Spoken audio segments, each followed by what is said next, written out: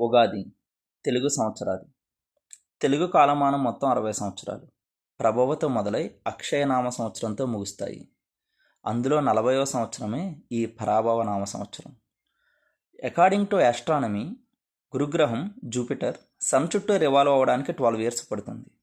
అది 5 times revolve అయితే అదే ఒక కాలచక్రం. అందుకే మనకు మొత్తం 12 రాశులు, మేషం నుండి మీనం వరకు. ఈ కలియుగంలో మనిషి జీవితకాలం 120 సంవత్సరాలు. ఏ సంవత్సరంలో మనం పుడతామో మళ్ళీ ఆ సంవత్సరానికి 60 ఏళ్ళు, అదే షష్టిపూర్తి. అదే సంవత్సరాన్ని 2 సార్లు చూడగలిగితే అదే సంపూర్ణ జీవితకాలం. పరాభవం అంటే అదేదో అపజయం అనో అవమానం అనో కాదు. పర అంటే అమ్మవారు, భవ అంటే శివుడు, ఇంకా భవ అంటే ఉండడం అని కూడా అర్థం.